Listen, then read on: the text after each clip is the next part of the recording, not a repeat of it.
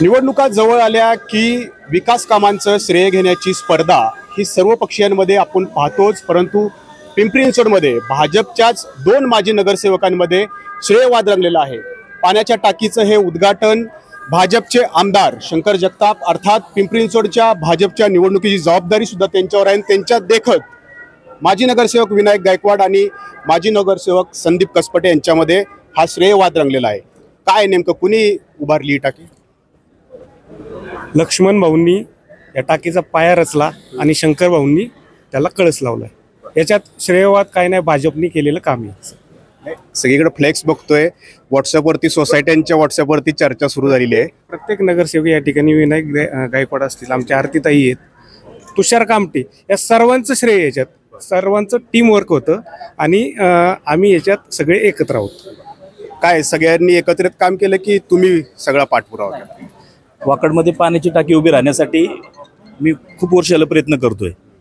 तसंच ही पाण्याची टाकी प्राधिकरणाने आपल्याला जागा दिलेली आहे। प्राधिकरणाने जागा ह्या आधी आपल्याला 3 जागा हस्तांतर केल्या होत्या, त्यातल्या एक जागेमध्ये कोर्टाचं मॅटर होता, त्यामुळे त्या जागी करता नाही आली। त्याच्यानंतर आपण दुसरी जागा बघितली होती, ती MGPने तांत्रिकदृष्ट्या त्याला नाकारलं आणि तिसरी जागा ही शाळेची असल्यामुळे तिथं काय करता आली नाही। ही 4थी जागा आमदार लक्ष्मण जगताप यांच्या मार्गदर्शनातून आणि यांच्या माध्यमातून इथं करता आली।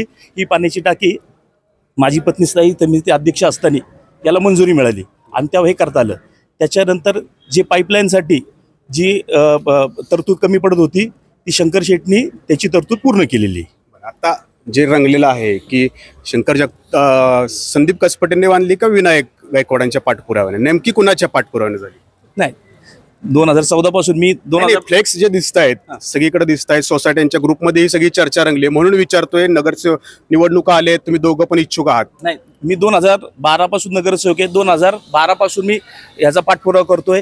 ह्या तांत्रिक गोष्टी अडचणी आल्या, त्याच्यामुळं ह्या अडचणी आल्यामुळे एवढा वेळ लागला, नाहीतर ही त्याच्या आधी झाली। ते म्हणतात पाठपुरावा केला, तुम्ही म्हणताय सगळ्यांचं श्रेय आहे। फोटो मात्र तुमच्या एकट्याच दिसतोय सगळ्या त्या बोर्डवरती। त्यांनी लावलेत, माझे मी लावले, त्याला काही कुणाचं त्याचा आक्षेप घेण्याचं कारण नाही। आम्ही एकच सांगतो, मोदीजींच्या आशीर्वादाने, देवाभाऊंच्या मार्गदर्शनाखाली आणि आमचे लाडके आमदार शंकर भाऊ जगताप यांच्या मार्गदर्शनाखाली हा विकासाचा रथ इथून पुढे देखील असाच राहणार आहे। दोघं इच्छुक आहेत, आमदार म्हणून तुम्ही कसा हा तिढा आता सोडवणार?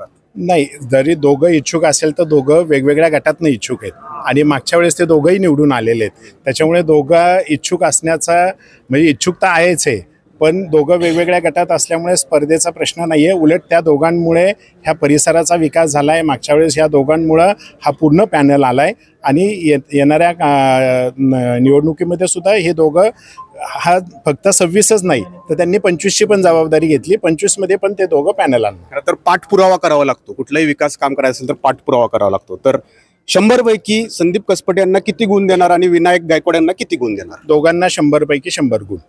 दोघं तर म्हणतायत की आम्ही आमच्या पद्धतीने केलंय। दोघांना 100 पैकी 100 गुण। भारतीय जनता पार्टी ही एक संघ पद्धतीनं आणि एक निष्ठेने चालणारी पार्टी आहे। त्याचबरोबर स्वर्गीय आमदार लक्ष्मणभाऊ जगतापांनी आम्हाला शिकवलेलं आहे की सगळ्यांनी एकत्रित काम करायचं। याचा श्रेयवाद नसतो, कुणी काम केलं ह्याचं श्रेयवाद नाही आणि श्रेयवाद आम्ही घेत पण नाही।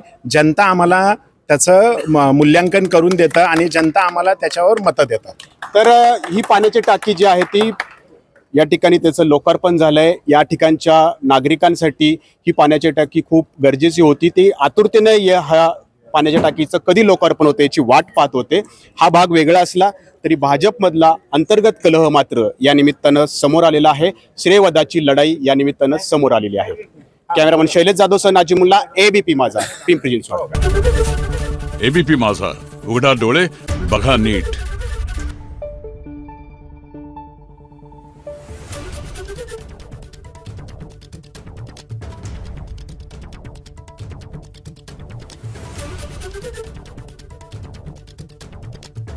Thank you.